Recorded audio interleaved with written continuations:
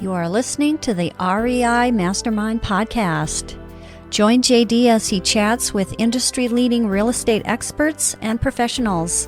We learn from their experience and uncover the strategies to their success that we can implement into our own businesses, and we can drive immediate results today. They share their experience and wisdom as we build a foundation to our own success. This is the REI Mastermind Network. We have Eloy Retana on the call. Eloy, I really appreciate your time. And everybody, you need to stop what you're doing right now, hit pause on this episode, and find the Savvy Mobile Home Park Investor Show, and subscribe to that as well, especially if you're into real estate investing and mobile home parks. And I know you do some multifamilies as well, but I really appreciate you joining us here today. Hey, thank you for inviting me, Jack. It's a pleasure to be here, and thanks for the plug on the podcast. So, no, absolutely. I can't recommend it enough, and people should really check it out. Thank you. So could we start from the beginning here? How did you get into mobile home park real estate? Well, if we go back to the beginning, like most people, I started out doing single family rentals, either through lease options or later through doing sub-twos and creative financing. So that's kind of that was my start into real estate. But this was 20 years ago. I'm a 19 manager as a full-time job, and at that time I had decided that I was trying to bounce. Do I want to do more real estate, or do I want to focus on my career? And at that time, IT was just blowing up. So I made the decision to kind of focus on my career, and then I would onesie twosie, ask some acquisitions here and there. But it was more of a long-term play, right? Kind of build out for retirement. That was my thought initially. As time went on, I learned to wholesale. I did a flip here and there, but it wasn't really for me. I thought, those were more transactional, and I wasn't really looking for another job. And I felt like, well, wholesaling just seems like another job, and flipping feels like another job. So I don't need another job. I already have one. So that's kind of how I started down the road of real estate as a whole. Sure. And then how do you ended up kind of specializing more into the mobile home and the mobile parks, right? Yeah. So as time went on, my now partner, we had become friends, and about probably 8 or 9 years ago, and he was doing full-time flips and wholesaling and new builds out in Colorado Springs, but he kind of saw the writing on the wall. He didn't want to do that kind of work anymore, so he asked me. He started doing a lot of underwriting training through Anthony Char's group.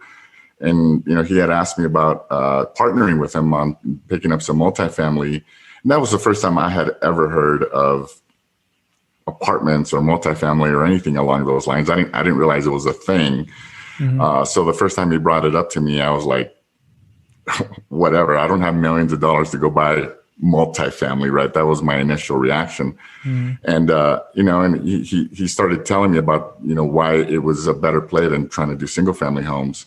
And around that time, I started attending a lot of the meetups here in Denver, where one of the local syndicators here, Adam Adams here in Denver, he started talking about basically the same thing, right? Multifamily, how you can reach your goals a lot quicker by teaming up with somebody, like-minded, and going for bigger acquisitions. And that made a lot of sense to me. So when we started down the road of looking for apartments and multifamily, we quickly found out that Denver was overpriced. I live here in Denver. Even back then, 3 or 4 years ago, everything was just none of the numbers made sense. So we started looking at other alternative markets, Colorado Springs, Pueblo, even down into Albuquerque and Phoenix, but we couldn't seem to find anything that made sense. And right around that time, this has probably been now 2.5 years ago, he came up to me and he said, "Hey, I think I got something down in Florida." Because we decided that we were going to focus on Phoenix, KC, and Orlando as our main target markets. Mm-hmm. So he found a trailer park in Orlando, in that area. And when he initially brought it up to me, I was like, a trailer park? No way. I'm not interested. How do we go from looking for an apartment complex to finding a trailer park? It just didn't make any sense to me. So I was immediately, there was just no way I was interested in that. But he said, no, look at these numbers. We're never going to find an apartment complex with these sort of numbers. And I looked at it and I thought, wow. So I took a step back and I told him, I said, okay, give me a week. Give me a week to bury myself in as much education as I can about mobile home parks. So I did. I spent the next 7 to 10 days downloading and listening to every audiobook I can get my hands on, and every podcast on the subject. And at the end of that 7 days, I thought to myself, not only is this a better an asset for us, being that we're trying to find our first deal, but I think as the economy turns, and it's a better asset class for us to be invested in personally, and to be able to share with our friends and potential partners that might want to be invested in something like this, because everybody that I know, at least in Denver, everybody's pursuing apartments. So how about we offer something slightly different, right, than your typical apartment complex? Not to say we wouldn't do multifamily, we would. It's just that at that time, and still right now, it's very difficult to find cash flowing deals, and we find it a little bit easier to find cash flowing deals if we go with mobile home parks. Sure. Well, can you talk about? You mentioned the numbers. Can you talk about the numbers a little bit? Like how do people run the numbers on a mobile home park versus a multifamily? I mean, there are a pretty significant difference between the two, right? Well, and the big difference you got to be aware of, I would say, is the private utilities, because you don't have to deal with septic systems in an apartment complex, right? It's usually all city water, city sewage. Mm-hmm. In some instances, not in every instance, every deal is different and every park is different. Some of the older parks, there's still some parks out there that have lagoons, right? And that pumping stations and that sort of thing. I generally stay away from that stuff. But, my partner, Steve, he had built cabins out in the middle of the forest out here in Colorado Springs. So he was used to septic systems and water wells. So it wasn't a big deal for him. For me, it took a little bit of getting used to. I was like, why do we want to tackle that if we don't have to, right? Mm-hmm. Ideally, we would want public utilities, right? City water, city sewage, but that's not every case. There's some parks and good deals to be had if you're willing to look at a septic system, a park with a septic system, or a park with a water well. You just have to understand that and be aware that you are responsible for that maintenance. So those are the sort of things that you have to be aware of, that are a little bit different from apartments. The other thing that I would say is a little different would be some of the grandfathering issues with the mobile home park, because the rules keep changing with regards to grandfathering of units and certain parks. You don't get that with apartments. So you have to be aware of that. But in terms of underwriting, I would say it's very similar. I mean, you still want to be, you still have to consider your expenses and the number of units and that sort of thing. Mm-hmm. So what would be some of those challenges then that you've seen so far when it comes to mobile home park investing? Well, yeah, I would say the biggest thing is to make sure that you are, you understand if you're going to take on a park with water wells, that you understand and make sure that you get those properly maintained. The same thing with the sewage system. In a park, the other thing you would have to keep in mind is if you're taking on a mobile home park with park-owned homes, you have to decide whether you want to keep those, right, and keep them, maybe fix them up and rent them out, or whether you intend to sell them, right? And for us, given the choice, we prefer to sell them. So we aim to own the land, but not the units themselves, mm-hmm. because it's from a insurance perspective, we don't have to carry the insurance on them, and we don't have to maintain them if the tenants themselves own the units. But that's on a case-by-case basis, on a park-by-park basis. Sometimes we like to keep the units and fix them up and then rent them out because we can collect more in rents that way. But sometimes what we've done is that if we pick up a unit for say $2,000 or $3,000, we'll drop another $6,000 or $7,000 into it to rehab it, and then we'll sell it owner financing for $15,000, $16,000, right? We're collecting $5,000 or $6,000 down and then spread the payments over 3 or 4 years for the tenant, and that works out pretty well. You got to know what you want to do with the park going in, right? If say the park has half of the units are park owned, well, what are you going to do with them? Do you intend to rent them out, or do you intend to keep them, fix them up, and then sell them? Mm-hmm. So, one of the things that I've heard previously is that when you have vacant lots, it's very hard to convince somebody to bring in a trailer house. So you almost have to do it yourself. How do you manage those vacant lots and getting them ready for a potential resident? Yeah. So what we did recently is we purchased new homes. In one of our parks in Daytona Beach, Florida, we purchased new homes, and then we sell them. Again, it comes down to if your grandfathering allows you to put in another unit in the empty space, then you can do that, and you can choose to put in a used one or a new one. But in places like Florida, there's no shortage of people that are looking for empty spaces. That's one of the reasons we love Florida, is that there's such a migration. It's the number, I think this year they were like the number 3. Last year they were the number 1 migrated to state according to the U-Haul statistics. But this year they dropped down to number 3. But still, that's the growth that Florida as a whole is experiencing. We don't see an issue finding tenants and securing our empty spots. Sure. So how do you come up with the funding, and how do you manage acquiring these new trailer houses to fill those empty spots? Well, this last one, I paid for that one myself.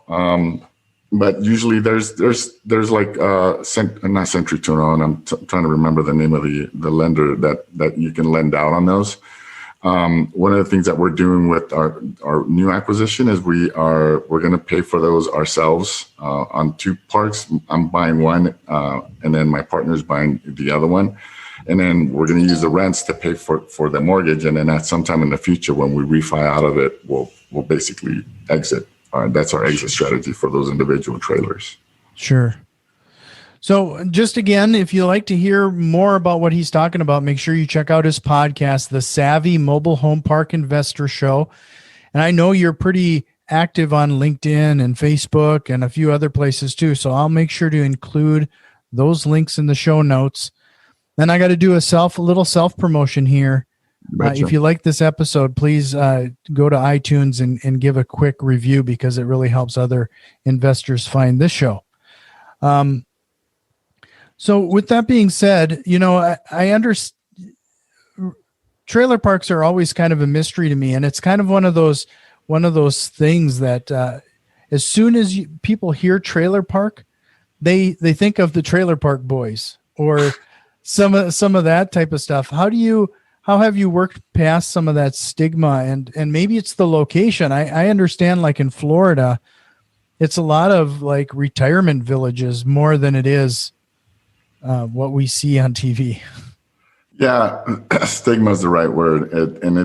When I first talked to potential partners, that's an issue, right? You kind of have to talk about some of the realities. I think a lot of that stuff, the media, a lot of that stuff is overhyped. We haven't seen those sort of issues in our parks. And you're right. There's a lot of parks in Florida that cater to the elderly, right? Mm-hmm. That's not to say that some of those problems don't exist in some parks. There are some problematic parks. Florida in particular, I think they topped out at 25,000 parks in the state of Florida. So I'm sure there's some bad apples, but we haven't seen that sort of problem. At the end of the day, when we take over a park, what we want to do is we want to create a clean, safe environment for all of the tenants, right? So we do some basic things like we asked any of the park or the tenant-owned homes that to paint the exterior of their homes. They have to clean up, they clean up their trash. Unfortunately, if they have the big, dogs, the Rotties and the pit bulls, they got to go. We love dogs too, but the insurance doesn't cover those big dogs, right? So by doing some simple things, the tenants know that we're looking to create a safe environment for all of our tenants. Mm-hmm. So have you ever had any situations then that you've acquired a park and some of these residents, they're not in the financial position to do some of the changes that you're asking for? And if so, how do you handle or manage that? Yeah. So we have had some of that. We work with our tenants. We try to create an environment where they'll be able to complete some of that stuff, and we'll work with them on that. We haven't had any major issues. Can't think of anything in particular, but most of our tenants realize that what we're trying to do is we're trying to clean the place up, right? And most of them are actually very happy to help out with that. So we want to create a clean, safe environment, and pretty much everybody's on board. We have had some with the tenant-owned homes. We haven't had any issues. Like any environment where we have renters, there's always some bad apples, and we have to evict them if they don't pay, that sort of thing. That's kind of par for the course with mobile home parks. When you take over a park, there's always 2 or 3 people that refuse to play along. So if that's the case, then most of our parks, they'll have like a month-to-month rent. So we won't renew their leases in some cases. Oh, okay. And then those cases, most of those people just leave the trailer house behind? Yep. Yeah. How in Florida, I know this is probably different from state to state too, then how soon after do they vacate that can you take possession of the property or the trailer? That's a good question. Off the top of my head, I don't remember, but I don't remember off the top of my head. I hate to tell you something that's wrong. Yeah, and I'm sure it varies state by state, so that's something that people have to look into before they get into this. But yeah, it's so when you evict somebody and you take over the property, then you essentially assess the trailer and decide whether it's a keeper or it needs to be hauled out of there, huh? Yeah, some of them are so old that you really can't move them. The city won't issue you permits, and obviously the insurance won't cover you. So we've had situations where the units are in such bad shape that really the only thing you can do is demolish it and replace it. And other places, in other instances, the units are, it's got good bones, and all we have to do is replace a few panels and some carpet and do some work to it. And maybe $10,000 worth of work, and that takes care of that. Right. So in the end, you mentioned going in and acquiring these properties and making them safer and taking some actions. I would imagine that in the end, that likely keeps the turnover down. Yeah, exactly. And that's one of the beauties of mobile home parks is that the tenant turnover is like virtually, I want to say like it's under 5% as a whole for most of the parks around the country, because if the tenant owns a home and they can't move the home because it's so old, well, then they're pretty much, they're not going to go anywhere, right? So they'll keep paying. So that causes the turnover to be less than 5%, which is awesome. It's just what that creates is just steadier cash flow for everyone. Sure. So outside of asking the residents to do a few things, what are the other low-hanging fruit that you found that can clean up a park or turn it around or find some additional cash flow options? Well, the big thing with the parks from the beginning is that there's still a lot of mom and pop shops operations that are out there, right? And many of them have owned the parks free and clear for 20, 30 years, right? And in a lot of cases, like our first 2 parks, the owner hadn't raised the rents in forever. In some cases, 20 years.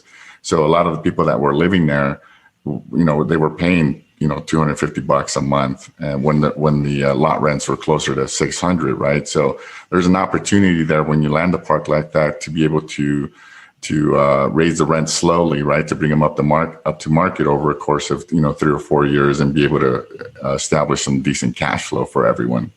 Mm-hmm. So it's opportunities like that we're looking for. Sure. So we're outside of some of that. Is there anything else that you've learned quickly that these mom and pops they probably have done the same thing the same way for so long that they're just they haven't kept up with times or maybe even rent rates? Yeah, one of the things that we're finding too, as we're talking to some of these mom and pop operations, is they're tired, right? Most of them are elderly. They're tired of doing the work, working with the renters. They don't have the money to fix the place up. What I'm finding is that we have an opportunity there to teach them about owner financing, right? Where they can, if they want to continue cash flowing, they don't get rid of the park because it's a source of income for them, right? They just don't have the money to do anything new or to spruce the place up, or even cover up the potholes and things, just simple things, right? So what we're finding is there's a really good opportunity for us to be able to educate some of these mom and pop operations on the benefits of owner finance, right? Where they can move themselves from the position of owner to the position of bank, right? And then we can take over as the position of owner and pay them, right? So they can continue collecting cash flow, and then we get we get excellent rates on a loan directly from the owner themselves, which is awesome. So we're finding more and more of those sort of opportunities. Right. So have you found, you mentioned that they are having a hard time keeping the property up to date and a few other things because there isn't money there. So if that's the case, what makes it appealing to you? Like, do you typically find that they're not charging enough, or what other opportunities do you see that they're missing? Yeah, I mean, a lot of times, like these first two parks that I was telling you about, they weren't collecting the rents they should have been, right? Because the market was up near 600, so there was an opportunity for them to make a lot more money than they could have over the course of many years, but they simply hadn't raised the rents, right? And well, that's just, I mean, that's the way the business is, and then so there was an opportunity for us to say, okay, what can we do here with this property? Well, immediately we need to start raising the rents, right? And bring them up to market over the course of several years, right? We don't want to be jerk landlords either. We're not going to raise the rents $100 a shot. There'll be slow increments over the course of several years, but the people there know that, yeah, the rents are going to start going up to market level. Sure. No, that's really interesting. And you'll have to forgive some of my questions because it's okay. This is such a newer topic to a lot of our listeners and I'm sure that there's a lot of interest there. Yeah. The concept of a mobile home park is really appealing because you're essentially just like you're renting a piece of land. I mean, there's not as much to go wrong. Every time I turn a unit in an apartment or a house, I'm likely in there painting again or replacing flooring again or what have you. You really don't have that with a mobile home. That's right. That's one of the things that made it so appealing to us, is like the amount of work that needed to be done was so much less, right? And right. With the comings and goings of apartment tenants, every time somebody leaves, they're going to have to, maybe fix some drywall or, do some minor paint job. Hopefully nothing big, right? But because it's natural that people don't stay in apartments very long, you have to kind of expect some of that turnover and some of the repairs that come along with that. Well, we don't see any of that with the park owned home, with the tenant owned homes. Sure. Like at the beginning of the episode, we were talking a little bit about, single family homes and some of that, but it's easy in a single family home to see comparables and to understand. I mean, it's a fairly simplistic process to do your due diligence. Like, what do you do when it comes to these mobile homes? I know in Florida, there seems to be quite a few, but like you said, unless they're grandfathered in some other states, that the inventory is rather limited, and I guess you base most of your decisions on a pro forma and some of the historical data. Yeah, and there, in terms of comps for mobile homes and parks, yeah, we rely on our brokers a lot. Zillow, you can pull up information on units, individual units, kind of gauge Sure. what say a 3.2 might be going for in Daytona or down in Cape Canaveral. So you can kind of get a feel for what things are going for. But right now, there's such a demand for homes, right? So we're in the process of purchasing new ones, and a lot of the local makers they've gone from 3 to like 6 to 9 months in terms of being able to deliver on a brand new mobile home. So, and it's because of demand, right? And the rising prices of lumber recently in the last 6 months, the cost of lumber has gone through the roof. So that's that's causing everything to go up, just like anything else. But still, the demand for affordable housing is there. The demand for manufactured homes is steadily increasing. I think it's going to continue to do so because, in Denver, prices are becoming unaffordable for most people, right? If you're straight out of college and can you afford a $500,000 home? Probably not, right? And that's what we're seeing here in Denver and really in pretty much every major market. So I think there's going to be a trend over the next few years to downsize and to look for, cheaper alternatives. Sure. Yeah, it talks about cheaper alternatives. I even wondered if somebody could pull off some of those tiny houses in a trailer park. It depends on the zoning. We were looking at that as an alternative in one of our recent acquisitions because it's in most parks, in a lot of our parks, it's got mobile home and RV zoning, and in some instances, we can make more money per month if we put an RV versus a mobile home. So it just depends on the area, the demand for that sort of thing. But in one park, all we could do is mobile homes. It wasn't zoned for tiny homes or RV. So unfortunately, tiny homes are classified as an RV. Is that it? I think it's got its own. Classification now. Sure, but it's not classified as a mobile home. Sure. Well, I told you in a blink of an eye, we've spent 30 minutes chatting about mobile home parks. And before we wrap up, I ask one last question: is there a question you wished I would have asked you here today? Question I wish I would. Well, one of the things that I tend to ask is, what does the future look like? And obviously, we don't know. But one of the reasons that we love the mobile home park space, in addition to some of the things that we talked about already, is because we see it as a more recession resistant asset, right? So whether the economy takes a tumble over the next few years or who knows what the economy is going to be doing, but we feel pretty safe and we feel pretty confident that mobile home parks are going to fill the need for the affordable housing. And they're more likely to survive a big economic downturn over the next several years. So we like the asset class, and we're going to continue to build on our portfolio with them. Sure. No, well, I appreciate your time again, and make sure you head over and find his podcast again. It's called the Savvy Mobile Home Park Investor Show. And I definitely, if you're on YouTube and you check it out, he's got partnerwithapex.com. Is one of the other sites. Yeah, he's pointing to it. And then, but I'll also make sure we have your social media links, because I know you also have some YouTube videos as well. It probably teaches quite a bit of this content. Yep. But I really appreciate your time again, and you're welcome back anytime. Hey, thank you for having me. I really appreciate it. I had a great time. Well, thank you, sir. Thank you. This has been the REI Mastermind Network. You can already tell that we've made some changes, and a few more are on the way. If you are interested in what we have planned, head over to patreon.com/REI Mastermind and support the show today. Financial contributions are always appreciated, along with a like, share, and review.